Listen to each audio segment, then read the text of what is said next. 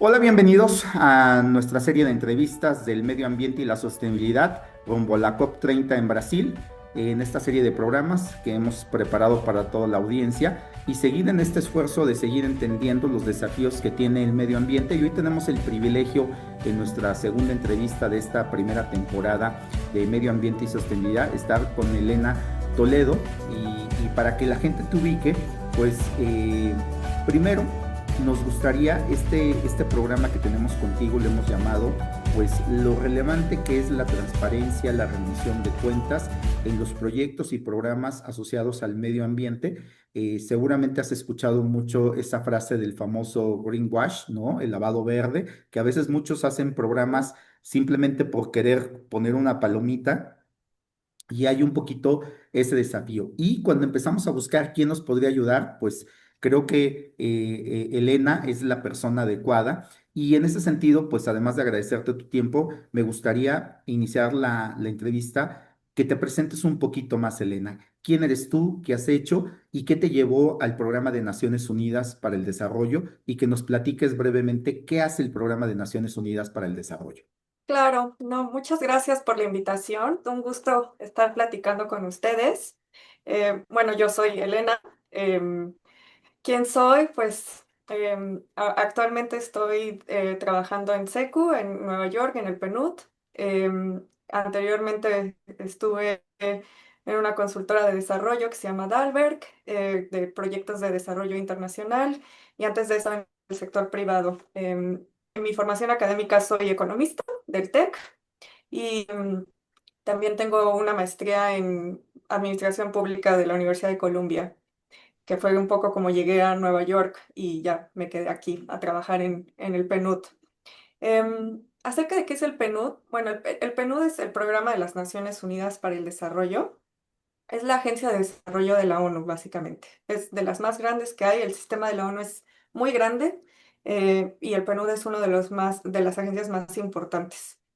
Y la misión es básicamente acompañar a los países en la construcción de soluciones sostenibles para reducir la pobreza, enfrentar el cambio climático, avanzar la igualdad de género, fortalecer instituciones democráticas, etcétera. El PNUD es tenemos operaciones en más de 170 países y territorios, y seguramente muchos conocen el Perú porque somos los dueños, bueno, la organización es la dueña de los Objetivos de Desarrollo Sostenible, y estamos súper enfocados en el cumplimiento de la Agenda 2030, no solamente desde el lado técnico, también desde el lado social, ambiental y ético.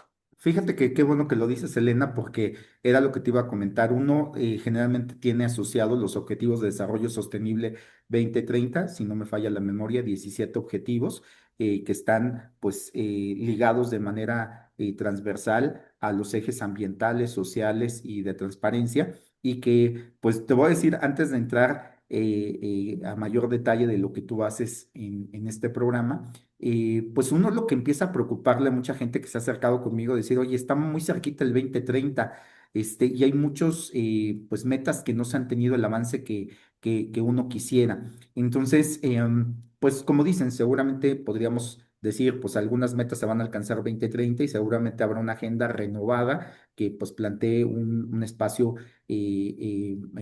digamos, en otro horizonte de tiempo. Pero en ese sentido, ¿hay algunos de esos proyectos que tengan mayor prioridad en esa escala, Elena? ¿O en realidad, pues es aquellos proyectos que logren financiamiento? Sé que no es tu área, pero para entender esos programas que después tú tienes que evaluar de que si realmente, pues no generan alguna externalidad negativa que vamos a ver más adelante, pues generalmente, ¿en qué áreas se están desarrollando de esos 17 objetivos? Hay algunos que se profundizan más, hay unos que tienen más desafíos, que nos pudieras platicar un poquito de dónde estamos en esos 17 Objetivos de Desarrollo Sostenible 2030. Sí, yo creo que es un tema complicado porque depende mucho de las prioridades nacionales de cada, o sea, de cada país. Y los desafíos son no solamente a nivel nacional, sino a nivel local. Entonces, cada país, cada estado tiene sus propios retos y sus propias prioridades y también Esto influye mucho en el cumplimiento Y los objetivos de ajá, desarrollo sí, sostenible 2030 o las metas que tienen ustedes, los sí. goals, ¿no? Elena, pero para profundizar, sé que pues tu área, más que llevar los programas, lo que hace, fíjate que una cosa que me llamó mucho la atención cuando vi lo que hace la SECU, te voy a hacer honestamente, por sus siglas en inglés, esta unidad de cumplimiento, yo no conocía que existía este, yo le llamaría ombudsman del medio ambiente y de estos programas. Entiendo que eso nada más es para los programas que ustedes tienen en Naciones Unidas, para estos programas de desarrollo, pero a mí me parece algo genial que haya alguien que pueda pues verificar que a veces como dicen, que como voy a decir, chance ya es más distante ahora que estás allá en Nueva York, pero un refrán muy mexicano que dicen que no nos salga más caro el caldo que las albóndigas, ¿no? O sea, que de pronto el remedio no nos vaya a salir más caro y genere una Sí, externalidad negativa y entonces entiendo que eso es lo que tú haces en esa área que se llama SECU por sus siglas en inglés. sí, exactamente. SECU es la unidad de cumplimiento social y ambiental del PNUD. Solamente revisamos proyectos del PNUD. Eso es importante aclarar, porque cada agencia de la ONU es independiente y entonces cada quien tiene su propio mecanismo. SECU es de los más avanzados. Apenas estamos empezando nuestro camino, llevamos 10 años. Mm, Yo te diría que los mecanismos más avanzados actualmente son los del Banco Mundial, porque ya tienen 25 años en activo, pero nosotros llevamos 10 años y vamos creciendo. Y sí, como decía, somos un mecanismo, somos parte del mecanismo de rendición de cuentas del PNUD. Hay dos partes, uno es que está más enfocado a resolución de disputas, mesas de diálogo entre las comunidades, el PNUD y otros socios, y nosotros somos la parte de investigaciones. Lo que nosotros es que hacemos es que em, recibimos denuncias, solicitudes de investigación de comunidades o grupos de la sociedad civil acerca de posibles daños que algún proyecto del PNUD les esté causando a ellos, a su comunidad o al medio ambiente, que es muy importante. No todos los mecanismos tienen esta característica, que es que nosotros... el daño puede ser al medio ambiente, no tiene que ser solamente a una comunidad, puede ser al medio ambiente. El medio ambiente no puede presentar su denuncia, pero si una sociedad civil claro. considera que ha habido daño al medio ambiente causado por un proyecto o actividad sí, patrocinada por el PNUD, puede venir con nosotros y levantar su queja o su denuncia. Es decir, si hubiera un programa de Naciones Unidas, por ejemplo, de llevar energía renovable, por ejemplo, generadores de turbinas eólicas, si esas turbinas de pronto empezaran a generar daños a las aves, a la naturaleza, que de pronto pues las turbinas empiezan a dañar las aves de la región o que empiezan de pronto a haber un ruido excesivo, vamos a decir, para tratar de ejemplificar, si esa comunidad presenta una denuncia, se contacta. Requiere que haya digamos, lo que quiero entender es si puede ser la queja tiene que ser de la población a través de su gobernador, de su presidente municipal, o simplemente un individuo puede decir yo me siento afectado, o cuál es el mecanismo para que se reactive. Debe haber un cierto porcentaje, y entiendo que obviamente, como bien dijiste, solamente son programas de Naciones Unidas y que realmente sea una comunidad que haya sido afectada, es decir, si el programa no está, voy a poner aquí, si estamos ahorita, yo estoy en la región de Texcoco, pero los del municipio de Catepec se quejan, pues ustedes dirían, pues no son elegibles porque los que se tendrían que quejar son los de Texcoco, que es donde se hizo el proyecto. Un poquito para, me imagino que es las primeras inquietudes que tendría la audiencia. Sí, no, en nuestro caso puede ser un individuo, un grupo de individuos, una comunidad, puede ser una sociedad, algún representante de la sociedad civil que esté representando una comunidad. Cada mecanismo es diferente, cada quien tiene sus criterios de elegibilidad diferentes, pero en nuestro caso puede ser desde un individuo.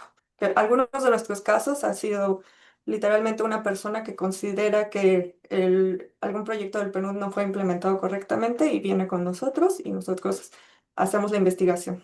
Ok, y entonces entiendo que yo si siento que mi comunidad fue afectada o yo en lo particular a partir de ese proyecto, toco base con ustedes. A partir de ahí, ¿qué se detona, Elena? ¿Qué es lo que ocurre? en el momento. La carga de la prueba tiene que ser del individuo. Yo tengo que demostrar que tu programa me hizo daño o esa es la labor que hace tu unidad donde estás adscrita. Em, Nosotros tenemos criterio, bueno, una vez que recibimos esta queja, nosotros vemos si es elegible para investigación. La verdad, nuestros criterios son bajos, no solamente necesitamos que haya causa plausible de que fue el PNUD el que causó el daño, que haya algún daño potencial o actual a la comunidad o al medio ambiente y que se relacione a nuestros estándares sociales y ambientales, que eso es importante. Tiene que ser algo que esté en nuestra política, que sea, los daños están relacionados a los estándares sociales y ambientales del PNUD, que es una política que pueden encontrar en línea diferente a los objetivos del rollo, es diferente. Los estándares sociales y ambientales lo que explican es cómo se tienen que implementar cuáles son las salvaguardas sociales y ambientales que tienen que seguir los proyectos del PNUD cuando se están diseñando e implementando.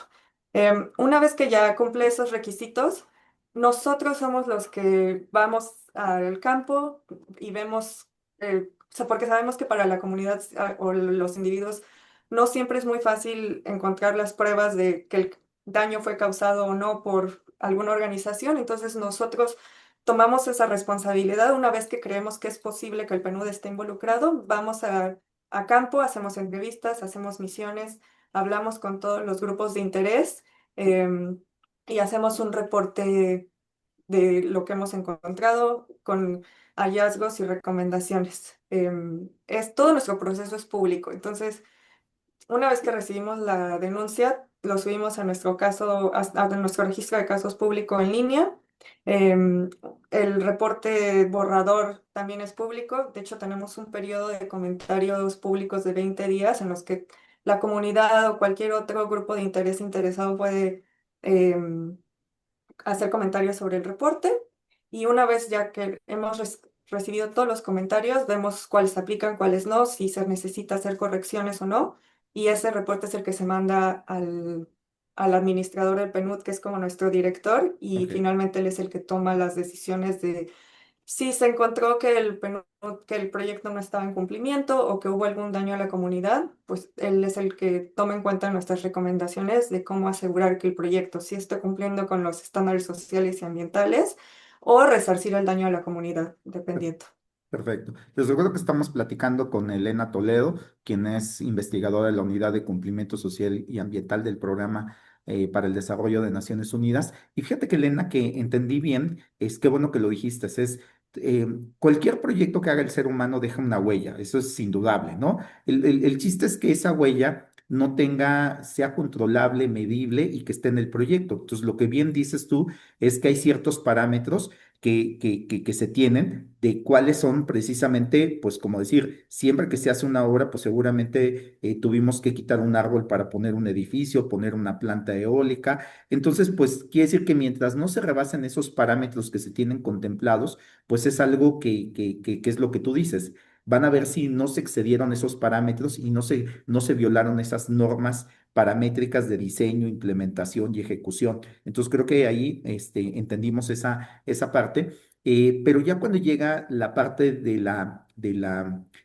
que dieron entrada a la investigación y como bien dices tú, lo suben directamente ya al programa para que pues la investigación que ustedes llegaron, pues ustedes son como una unidad investigadora y entiendo que después hay Ujú. una unidad que va a definir pues si aplica una sanción y no hay sanción.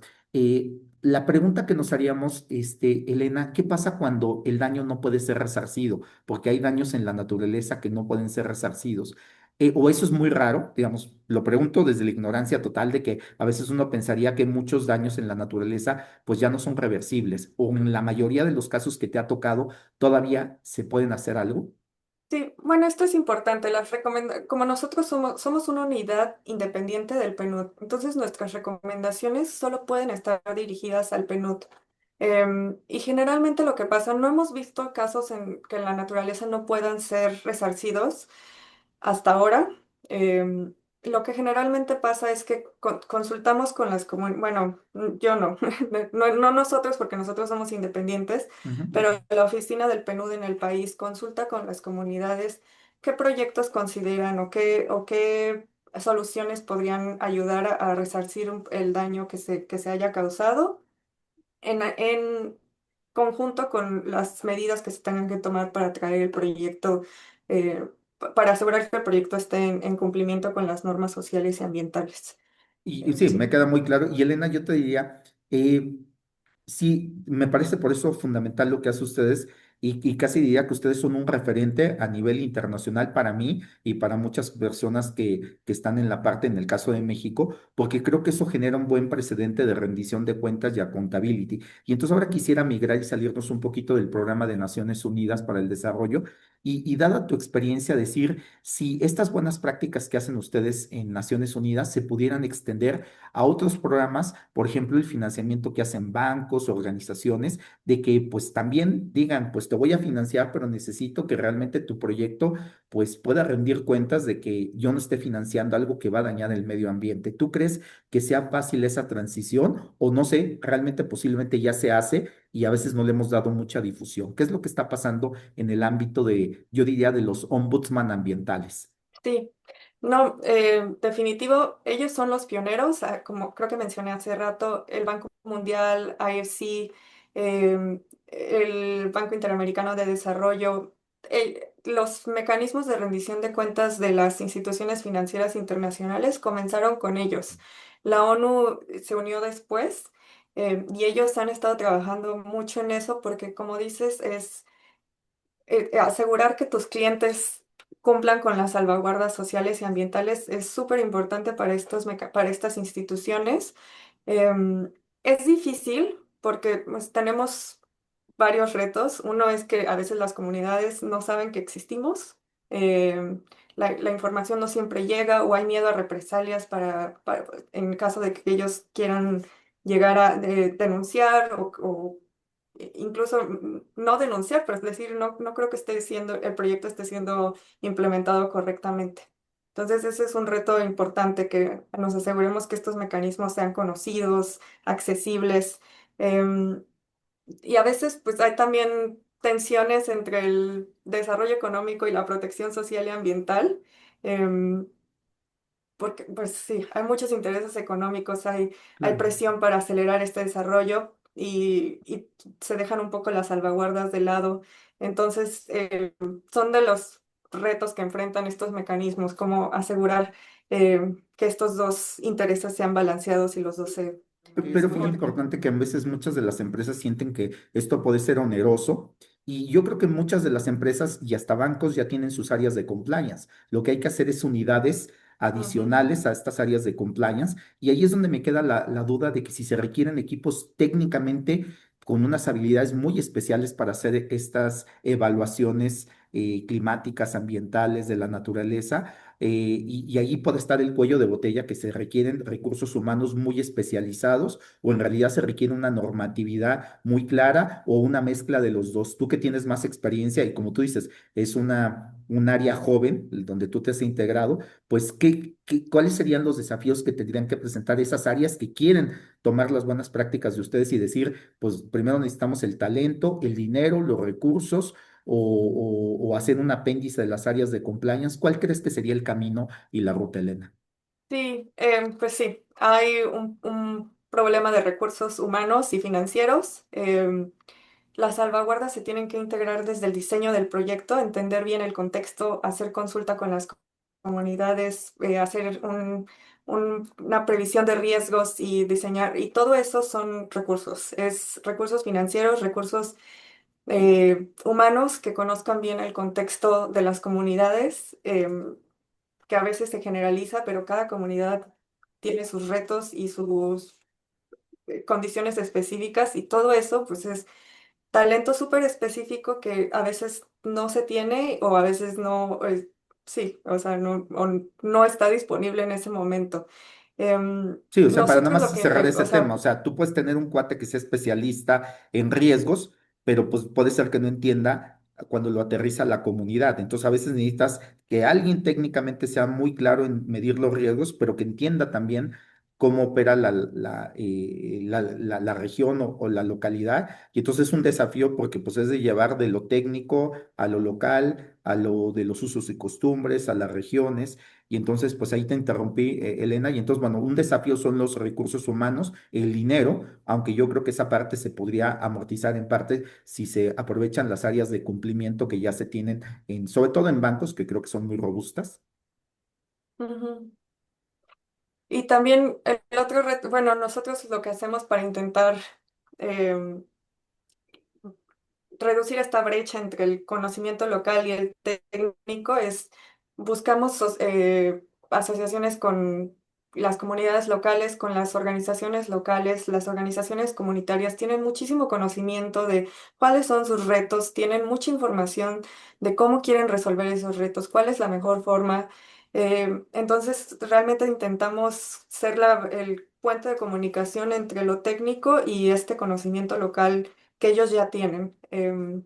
Porque, pues sí, nadie va a saber más de su comunidad que ellos. Claro. El tema financiero es un poco complicado, porque, sobre todo en el tema de reparación de daños, porque los proyectos, pues, obviamente nadie diseña un proyecto esperando que vaya a fallar.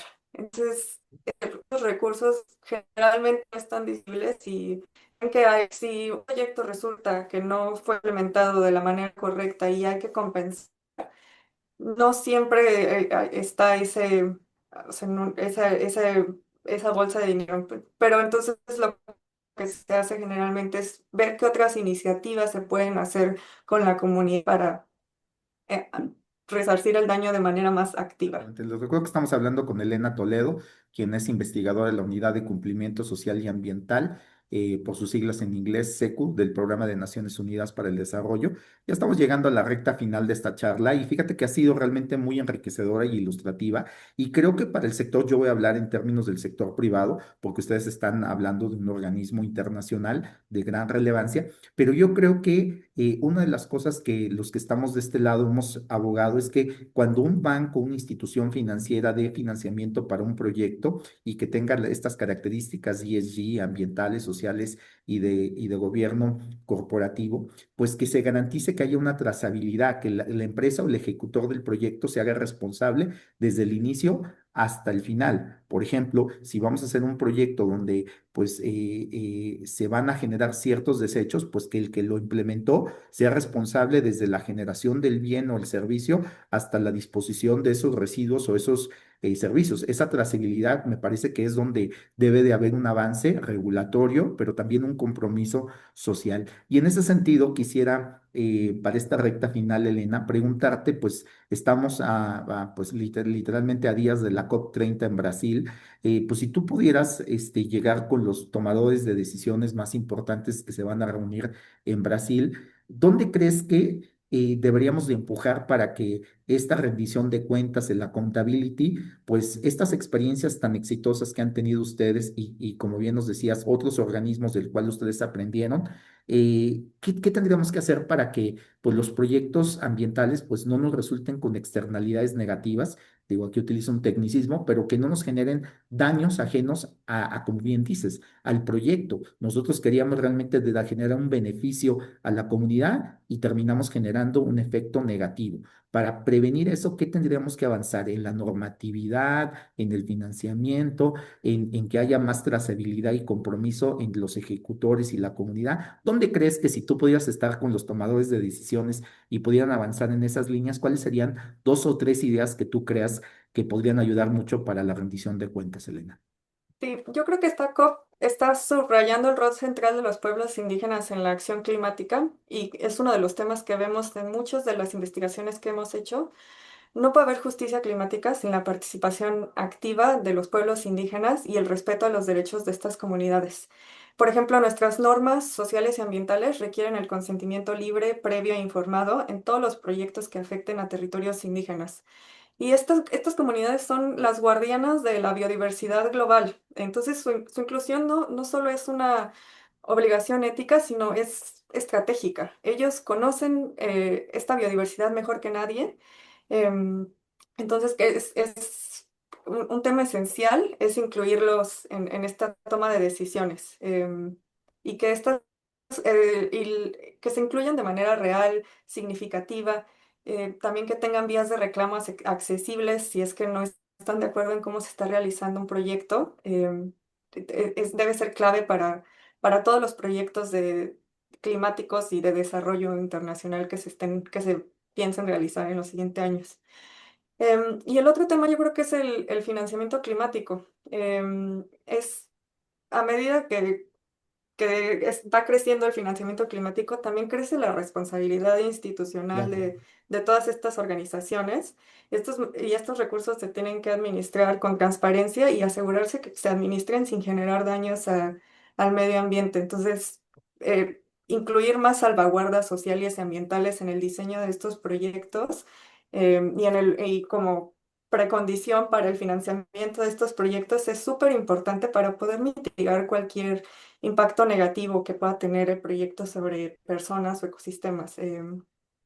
Excelente. Requiere mucho análisis y siempre No, es pero a mí me parece recursos. fundamental el financiamiento y que las comunidades tengan posibilidad de involucrarse de mejor manera y con reglas muy claras y que se les tome en cuenta, ¿no? Yo creo que eso es importante, que no sea simplemente un procedimiento, casi como una hoja de cumplimiento, sino que realmente se les escuche, porque ellos, como bien dices, son los que están ahí presentes todos los días en esas comunidades y cuidando el agua, los ríos, los mares, y creo que es muy importante. Y ya me gustaría para cerrar, Elena, si se quedó algo ahí en el tintero que no te haya preguntado y que quisieras compartir con la audiencia. Y segundo, que ahora que estás en Nueva York, siempre que uno está distante de su país, a veces uno ve las cosas con otros ojos. En las áreas de transparencia y cumplimiento y en la parte ambiental, un país tan rico en biodiversidad, en clima como México, ¿cómo lo ves ahora con esos ojos de la lejanía, que puede ser hasta con cierta añoranza? Vamos bien, hay cosas que tú ves y que dijeras, me encantaría hacer algo más. ¿Cómo ves a México en este cierre? Y eso me gustaría cerrar el programa con eso, que agregues lo que no te haya preguntado. Y segundo, ¿cómo nos ves ahora que nos ves con otros ojos a la distancia, Elena? Claro.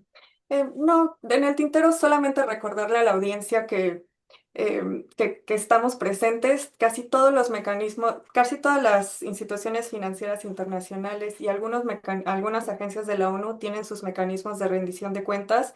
Em, es, no son, no todo el mundo los conoce, pero sí existen y son gente súper capaz, súper dispuesta a ayudar a la gente. Entonces, si tienen preocupaciones sobre algún proyecto de alguna institución financiera internacional o de desarrollo y conocen alguno de estos mecanismos, no duden en acercarse, incluso si el proyecto no está financiado o desarrollado por esa institución, les puedo asegurar que casi siempre alguien les va a contestar y les va a decir, no somos nosotros, pero aquí está el mecanismo. De verdad no duden en acercarse. Y por otro lado, México, pues yo creo que México enfrenta los desafíos que muchos otros países y es que la planeación y el diseño de los proyectos se hacen muy rápido y a veces no tenemos todos los recursos suficientes ni el expertise necesario para prever esto. La prevención sigue siendo un camino, entonces, para prever y analizar qué riesgos hay, qué riesgos sociales y ambientales, y cuáles suelen ser las medidas de mitigación. O sea, como que siempre vivimos en la urgencia, Sí, ¿no? Entiendo como que sí, siempre estamos en lo urgente y sacando ahí con poca planeación y a veces los pocos recursos que tenemos, pues no los destinamos de manera adecuada, ¿no? sí, sí, a mi parecer, casi todos los proyectos, en el afán de acelerar la implementación, pasan poco tiempo en la planeación. em, y la planeación es clave para poder identificar esos riesgos que después se pueden materializar en daños sociales o ambientales. Y es una lección no solamente para México, para todos. En México es aún más relevante, como decías, tenemos muchos proyectos de cambio climático, biodiversidad, que a veces creemos que no, o sea, creemos que todo va a salir bien y no pensamos suficiente en, a ver, cuáles son los escenarios A, B, C y qué podemos hacer para prevenir posibles riesgos. Sí, a veces decimos, oye, para que el municipio se va a tardar un montón para el permiso, para que me lo aceleren, ¿sabes qué? el estudio de impacto ambiental todavía no está listo, pero ya dame la licencia, ¿no? Y el problema es que cuando ya te dan la licencia te das cuenta que ahí había un manto freático o había una zona de reserva y entonces, pues sí, esos son los desafíos que tenemos en México y tenemos que trabajar, pero yo creo que una buena noticia que nos dejó Elena Toledo, quien fue nuestra invitada, investigadora de la Unidad de Cumplimiento Social y Ambiental, SECU por sus siglas en inglés del Programa de Naciones Unidas para el Desarrollo, es que te conozcan más. Para mí fue una grata sorpresa encontrarme primero con un post que puso Elena y después ver un video de lo que hace la organización. Y yo dije, wow, si yo supiera esto está genial. Y esa era la idea de esta entrevista, que más gente conozca lo que ustedes hacen y decir, oye, a veces uno se siente indefenso, pero hay mecanismos y esos mecanismos hay que hacerlos visibles para que todo el mundo se sienta, pues que hay un mecanismo con el cual se puede gestionar cuando uno tiene una queja, una inquietud y que personas especializadas y sensibles y empáticas como tú, pues canalizan todas esas inquietudes. Así que, Elena, un verdadero placer. Hace mucho tiempo que no te veía, pero me da realmente mucho orgullo que generaciones como tú pues estén tan comprometidas con el medio ambiente. Así que pues un placer tenerte en esta primera temporada de nuestro programa de medio ambiente y sostenibilidad rumbo a la COP30 y ojalá, como bien dices, que la COP30 nos traiga pues mejores expectativas en cuanto a los desafíos climáticos y creo que pues un velo de esperanza lo tenemos en una de las asociaciones en las que tú trabajas porque creo que pues cuando somos más transparentes y claros pues es un gran avance para el medio ambiente y para la sociedad en su conjunto. Así que pues muchas gracias Elena Toledo, quien fue nuestra invitada el día de hoy y pues los invitamos a que nos sigan en nuestra temporada de medio ambiente y sostenibilidad rumbo a la COP30. Tendremos muchos detalles de la reunión y posterior a la reunión, pero hoy tuvimos el privilegio de tener a Elena Toledo, quien es especialista en cuanto a rendición de cuentas y cumplimiento en el área ambiental en el Programa de Naciones Unidas para el Desarrollo, mejor conocido como la SECU. Así que muchas gracias, Elena, y espero verte muy pronto y seguir Gracias. trabajando en estos temas.